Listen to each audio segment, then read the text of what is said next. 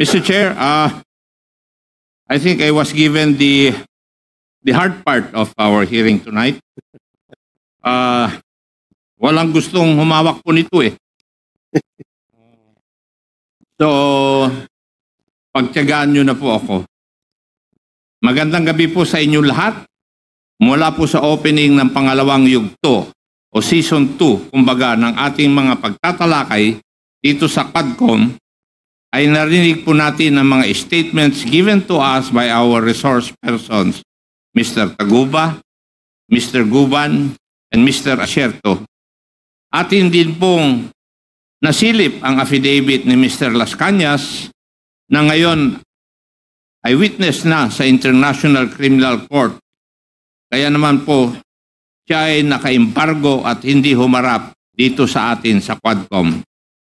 Each of these individuals all carried with them intimate knowledge of the inner workings of the drug trade in the Philippines. At ano po ang similarity nila? Lahat po sila ay nagsalita at nagsiwalat ng ibang version ng war on drugs at nagdawit ng mga pangalan. At dahil dito, lahat sila ay nagdusa and they earned the ire of then former President Rodrigo Roa Duterte.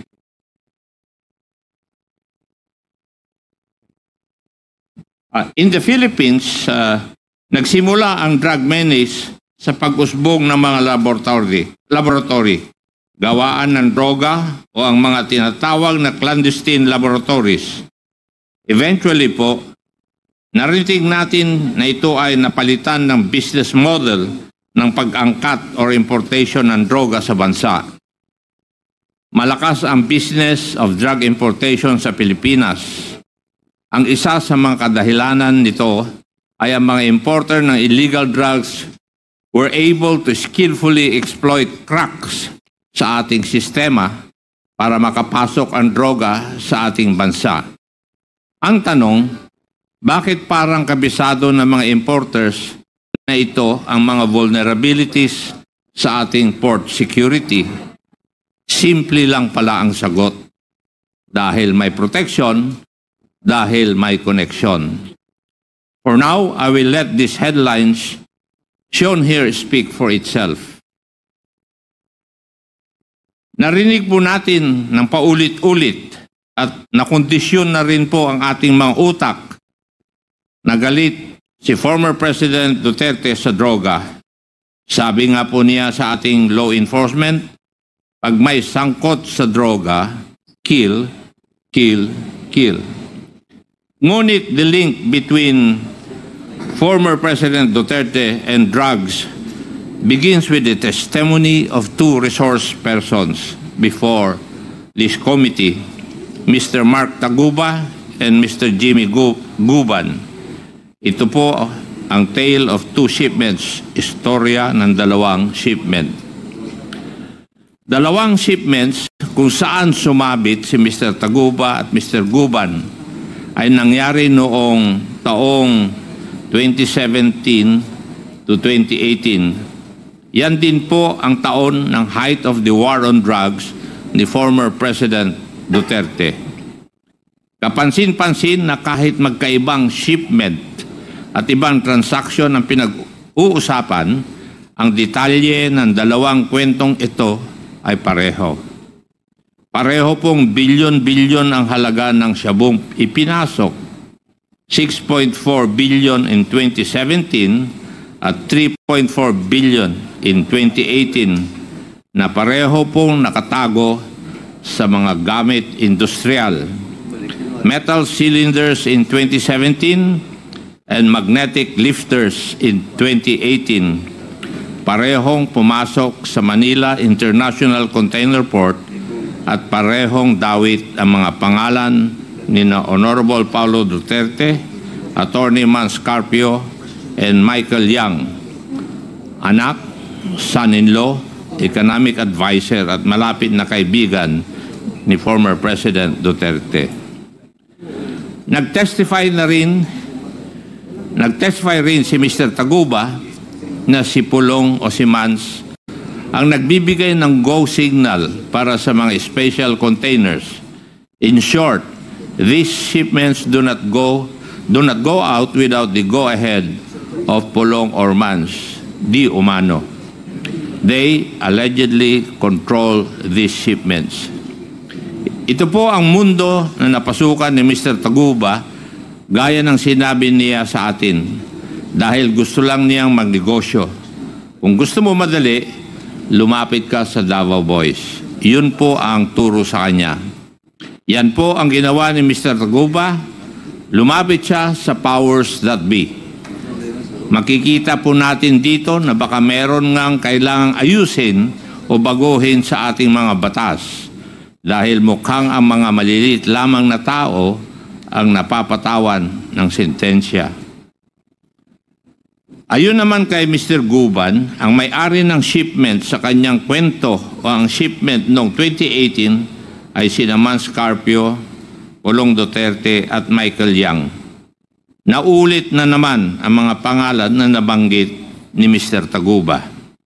Ayon kay Mr. Guban, hindi niya pinangalanan ang tatlong ito sa pagdinig dati sa Senado dahil sa banta sa kanyang buhay at sa kanyang pamilya. Sino ba naman ang hindi matatakot? At dahil iba ang pinangalanan niya sa Senado, siya ay sinabit sa kaso at ngayon ay nananatiling nasa kulungan. Paano po ito nakakalusot? It's a crack in our system, a crack in the Bureau of Customs, ang TARA system. Simple lang po yung TARA system. It's grease money, lagay, given to the officials of the Bureau of Customs, among others, to push them into a more simple assessment of inbound goods.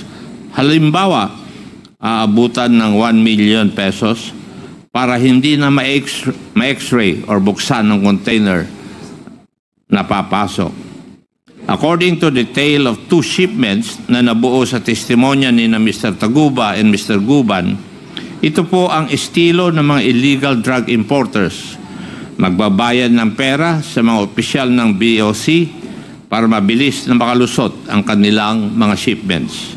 Oo nga naman, di ba?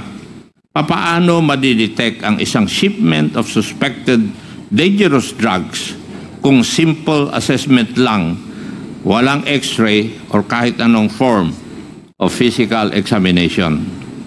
Ang mga nasangkot na pangalan sa ating tale of 2 shipments ay dapat palang matagal nang iniimbestigahan. These were all laid bare some time ago by Eduardo Asierto, an intelligence officer, a person in hiding for 6 years now just because of his intelligence report. Nagkamali siyang pangalanan si Michael Yang. Oo, pinapapatay siya ni former President Duterte dahil sa kanyang report at dahil ginawa niya ang kanyang trabaho. At sino naman itong si Colonel Eduardo Asierto? Si Colonel Eduardo Asierto ay isang narcotics operative na nag-verify at nag-imbestiga ng mga illegal schemes na nangyayari po sa Bureau of Customs. More than the reports covering the Bureau of Customs, Colonel Eduardo Asierto prepared thorough reports which he shared with the Quad Committee on the involvement of Michael Yang, Johnson Chua, and Alan Lim in the illegal drug trade in the Philippines. Ayan po ang diagram ni Colonel Asierto kung saan makikita na si Michael Yang kasama ang kanyang mga business partners, Mr. Alan Lim and Mr. Johnson Ko, ay tatlo sa critical na bahagi ng operasyon ng droga sa ating bansa. Ayon sa diagram, si Mr. Alan Lim ang local source. Si Mr. Yang ang taga-ayos ng importation side at si Mr. Ko ang distributor. Ipinapakita rin ang slide na ito kung gaano kakomplikado at organisado ang network. Ito po ay end-to-end, kompleto, from supply to distribution na may kasamang na ring money laundering operations. Itong mga personalidad na ito ay pamilyar sa atin. Ilang beses na rin lumitaw ang pangalan nila sa Quadcom. Si Alan Lim ay kilalang asawa ni Rose Nono Lim. Si Michael Yang, economic advisor of former President Duterte. And itong si Johnson Ko naman is the person known to have financed and established the infamous Dumoy Laboratory. The incident concerning the Dumoy Laboratory is where Michael Yang, as it would appear, started to build his bones in the drug trade. Matatandaan natin na ang kwento sa Dumoy Laboratory ay nagsimula mula sa 2 container vans na dumating sa Davao, which Michael Yang and a certain Panther received. Thereafter, pumunta sila sa isang warehouse na nire-rent ni Alan C. At this time, Michael Yang's involvement in dangerous drugs was just very small. His only task was to transport precursor materials necessary to create shabu. Ang role niya po niya noong circa 2004 ay ang i-transport ang precursors mula sa port to the laboratory. Ito ang napag-usapan natin sa Dumoy raid. 6 na Chinese nationals ang namatay. Base sa raid, na-discover nila na si Alan C. at si Johnson Chua ay ang mga may-ari ng warehouses at laboratories na ni-raid. Mula po sa investigasyon natin dito sa Quadcom, nalaman po natin na hindi ma-account kung ano po ang nangyari sa mahigit 10 pang na-aresto ng mga Chinese sa raid na yon.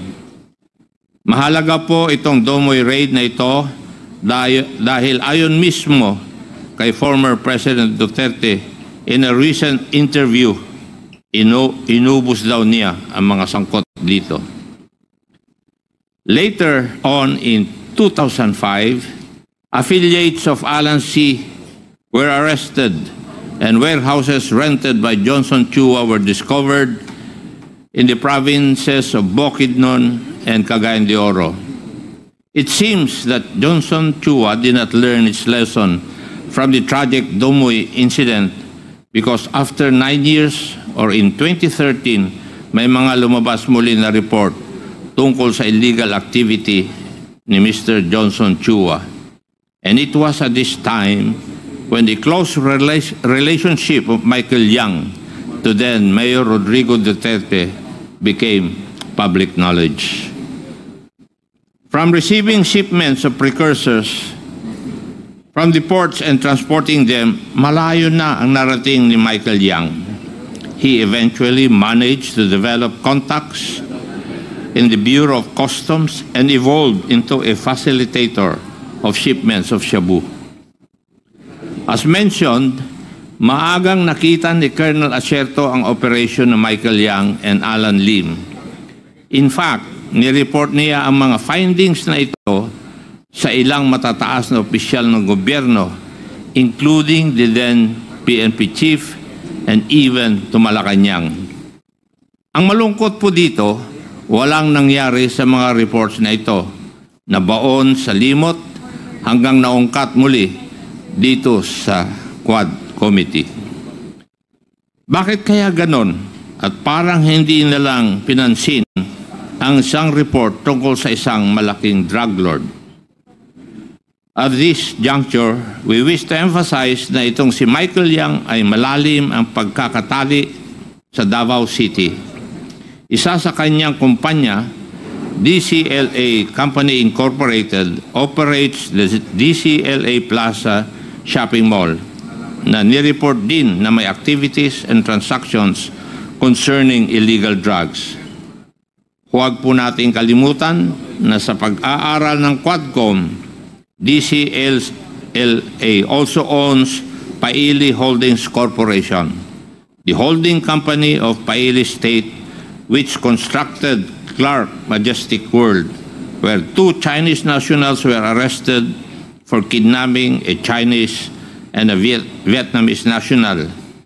Yan pong mga usapin na yan ay nakakabit naman sa Pogo. Si Asierto ang unang nagbanggit ng koneksyon ni Michael Yang. Pero imbis na umaksyon o mag-imbestiga pa na mas malalim, former President Duterte resorted to threatening the life of Colonel Asierto. Akala ko ba war on drugs tayo?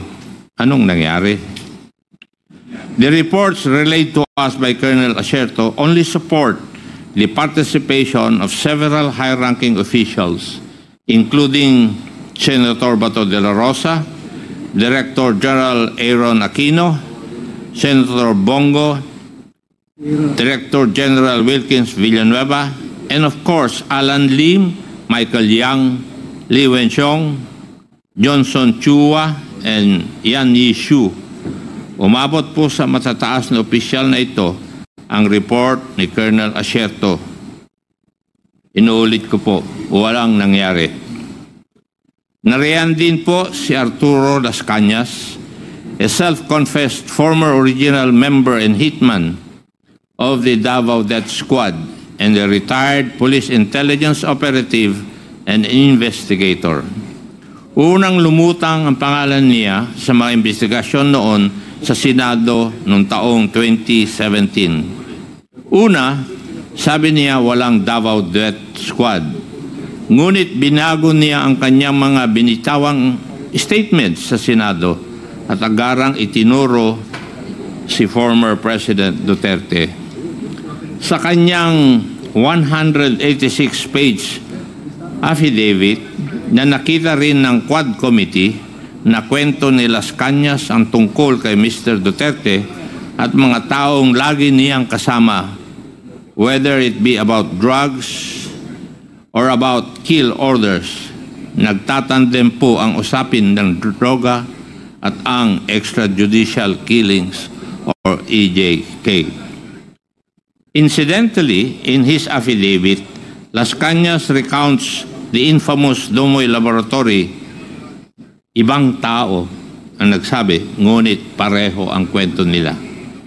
The most compelling point of the narration was the fact that Las Cañas and company supposedly received 500,000 pesos from former President Duterte himself after 11 Chinese nationals who were Shabu Laboratory chemists and workers were killed. Maaalala po natin na inamin din ni former President Duterte na inubos niya daw ang mga ito. Bakit kaya pinapatay ni former President Duterte ang laboratory chemist and workers na isang Shabu Laboratory? Is this not a story that just seems all too familiar? As early as 2004, former President Duterte had already been issuing kill orders to those involved in the drug trade. All for the purpose of what? Eliminating these people in the name of drugs or in the name of competition. Whatever the reason, patay pa rin po sila. Just like Colonel Asierto, Las Cañas also makes the connection between Michael Yang and the Domoy Laboratory. Las Cañas goes beyond the events that transpired during the raid of the Domoy Laboratory at pinapakita pa niya na si Michael Yang ang naging employer ng mga Chinese nationals working as chemists and workers in the laboratory. Las Cañas also mentions a certain Alan C., who was one of the Chinese nationals apprehended and later killed. Does this not sound familiar? This is just like the tale of two shipments, two separate yet parallel incidents tied together by the same personalities involved. Maaalala din natin na nabanggit ng isa pang resource person ang pangalan ni Michael Yang. Looks familiar. This web of connections among Michael Yang and his associates was presented by PDEA in one of our Quadcom meetings. Dito ay makikita natin ang connections ni Michael Yang with Alan Lin, Rose Nonolin, Johnson Ko, Hong Jiang Yang, Eddie T. Yang, Willie Ong, all of whom have been the subject of our investigations before the Squad Committee, connected by corporations like Piley Holdings Corporation, Piley State Group Corporation, Golden Sun 999 Realty and Development Corporation, and more importantly, Empire 999 Realty Incorporated. Empire 999 Realty Corporation was discovered bago pa man lang binuo ang Quadcom, a corporation owning a warehouse in Mexico, Pampanga, where 560 kilos of shabu with an estimated cost of 3.6 billion pesos was discovered. The shabu entered the country through the port of Subic and was later on delivered to a warehouse owned by Empire 999. Madami at paulit-ulit na ang lumilitaw na koneksyon ni Michael Yang sa business ng droga. Pero nakapagtataka rin, sa gitna ng isang state policy called the War on Drugs, where thousands were killed, kahit sabi-sabi lang ang basis, wala pa rin nakakagalaw against Michael Yang. In contrast, naging maunlad at successful pa ang lahat ng kanyang businesses. We can all recall the Farmally scandal that made headlines nationwide. We find ourselves with Michael Yang yet again at the center of this Farmally scandal. Again, I will let these headlines speak for themselves. Key Farmally officials such as Wang Chuyen and Lincoln Ong were also quick to point fingers to Michael Yang as the financier and guarantor of the Farmally operations. The personalities we have discussed warned us very early on.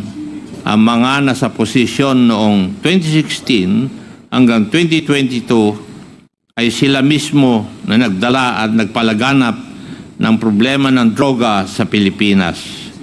Pero ang mga warning na ito ay hindi natin narinig. They were drowned out with noise and systematically silenced and discredited. Colonel Asierto, for instance, categorically named former President Duterte, Bongo, and Bato de la Rosa as integral personalities in protecting the illegal drugs network in the Philippines. Worse, they serve as key figures in ensuring that large volumes of illegal drugs slip right through our borders. Asan ngayon si Colonel Asierto? Nagtatago dahil gusto siyang patayin ng ating former president. Incidentally, these are the people whose hands are on the purse and the sword of the Republic, and they have deftly used it. It is most unfortunate, however, that the sword was used to slit, stab, and slash the very people it swore to protect. We, the people. And the purse was used not to benefit the Republic, but to line the pockets of the few. Nilunod po nila ang bayan natin ng droga at kumita sila dahil dito. Isa sa mga right-hand man ni former President Duterte, sang-ayon kay Colonel Asierto, he branded former President Duterte as the Lord of all drug lords. Napakasakit po dahil Pidigong won on the platform of a hardline stance against illegal drugs and criminality. Siya pala ang mukha ng illegal drugs at kriminalidad. Colonel Asierto, Mr. Jimmy Guban, Mr. Las Cañas, and Mr. Taguba have all bared their stories before the Squadcom, and it is through our combined efforts, through their stories, and our interpellations, where we discovered common personalities that seem to just be consistently present in all the narratives.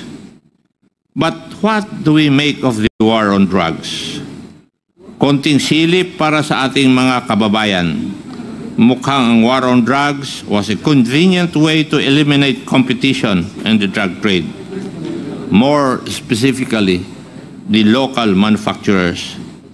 Let us remember, ang key feature ng war on drugs ay ang reward system. Every kill is compensated, and the bigger the catch, the higher the video. Colonel Espinido even adds that awards could go as high as 100,000, and that the system at that time was known to all policemen. It was such a strong but perverse incentive to play along with the war on drugs. The existence of the reward system is not denied. In fact, ipinagmayabang pa ito ni former President Duterte at ang kanyang mga alipores. This reward system has long since existed in Davao and was transposed in the national scale noong taong 2016. Evidently, this reward system caused the systematic killing of operators of drug laboratories and chemists and those distributors who source their product from these local manufacturers. Ano po ang benefit? Open season na po for drug importers. Ang masama, isa itong naging ugat ng extrajudicial killing. Huwag po nating kalilimutan na napakarami ang namatay sa war on drugs. 30,000 ayon po sa datos. Narinig po natin ang mga pamilya ng mga naging biktima ng war on drugs.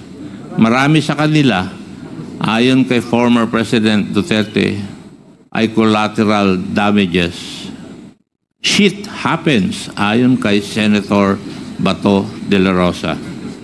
Ladies and gentlemen, the Quad Committee has started to uncover a grand criminal enterprise, and it would seem that at the center of it is the former president. Napakasakit po nito dahil tayo pong lahat ay nabudol. Mahirap po ang trabaho natin dito sa Quadcom. Walang gustong pumalag sa sistema. Walang gustong bumangga sa isang popular na dating presidente. Pero kami po, tulad niya ay halal ng taong bayan. Kaya ipagpapatuloy po natin ang ating inquiry at sisiguraduhin po naming ayusin ang ating mga batas upang masiguro na hindi na mauulit ang mga kaganapang ating natuklasan. Sa darating na taon at sa mga susunod na Quadcom hearings, tatalakayin po natin ng mas malalim ang usapin ukol sa droga dahil sang-ayon naman po tayo, salot po ito sa lipunan. We will leave no stone unturned. Maraming salamat po at magkita-kita po ulit tayo sa susunod na taon. Marami pong salamat. Thank you, Congressman Acop. That was quite a comprehensive report. Ayan po ay produkto ng 12 hearings ng Quadcom. At ito po ay pinilit namin na i-report. Nang sa ganun ay i-report po ito sa plenaryo. And if given the imprimatur of the plenary, we will report this to the people.